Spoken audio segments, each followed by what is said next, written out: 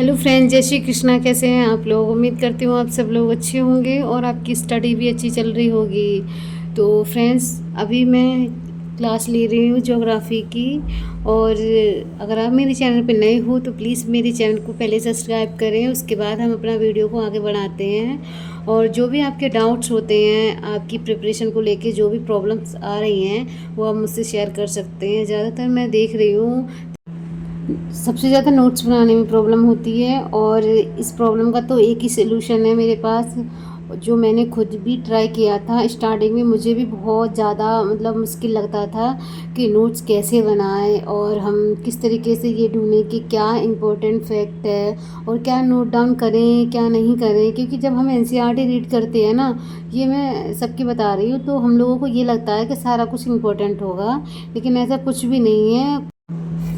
आपको वही नोट करना है जो आपको ऐसा लगे कि हाँ, ये बहुत इम्पोर्टेंट है, इसको हमें नोट डाउन कर लेना चाहिए। एनसीईआरटी बहुत इम्पोर्टेंट होती हैं, लेकिन जब हम उन्हें एक दो बार या 5-6 बार रीड कर लेते हैं ना, तब हमें नोट्स बनाने चाहिए और हमें एक अच्छा आइडिया लग जाता है कि हमें अब किस तरीके से नोट्स बनाने चाहिए। आप किसी से भी ये एडवाइस लोगे ना, जहाँ जिन लोगों ने यूपीएससी क्लियर कर रखा है, जब उनका इंटरव्यू होता है तो लोग पूछते हैं कि आपने नोट्स कैसे बनाए, तो वो बस यही कहेंगे कि हमने शॉर्ट नोट्स बनाए थे, मैंने स्पेक्ट्रम के भी नोट्स बनाए, कि लक्ष्मीकांत के भी नोट्स बनाए।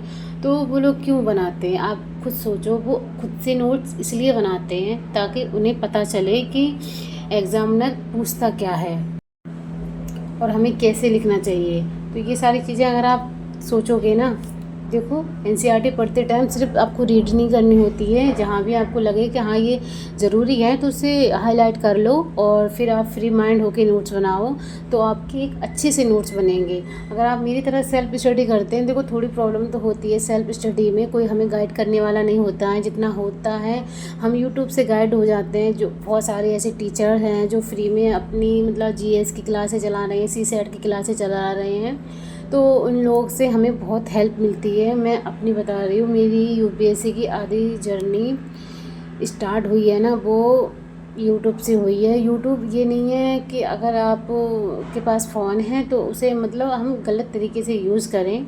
अगर आप चाहें तो आप कुछ भी सीख सकते हैं। आप जिस सब्जेक्ट में भी वीक हो, आप उसकी क्लास ले सकते हैं और यूट्यूब पे आपको वो सब सीखने को मिलेगा जो आप नहीं जानते हैं।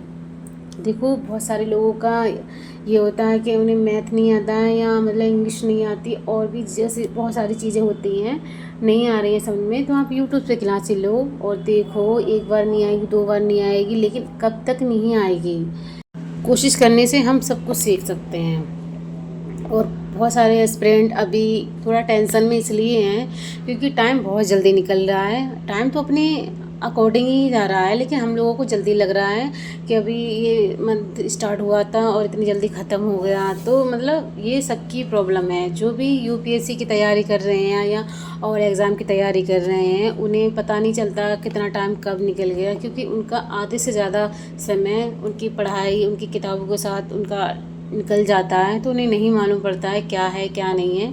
तो मैं ये कहूँगी, आप किसी भी चीज़ की टेंशन मत लो।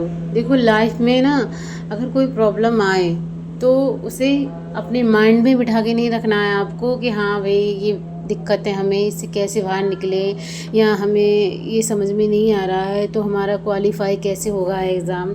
अगर यही सोचने में, अपना दुख रोना करने में आपका समय निकल जाएगा ना, तो आप कुछ भी नहीं कर पाओगे। जो चीज़ें आपके बस में नहीं होती हैं तो उसे कंट्रोल करना सीखो। देखो, अगर हम चाहें तो हम कुछ भी कर सकते हैं, लेकिन आपके अंदर एक जुनून होना चाहिए। ये बात मैं आपको हर बार बताती हूँ और ज़्यादातर वीडियो के थ्रू मैं आपको समझाने की कोशिश करती हूँ। इस दुनिया में ऐसी कोई प्रॉब्लम नहीं है जिसका सलूशन इंसान के पास ना हो।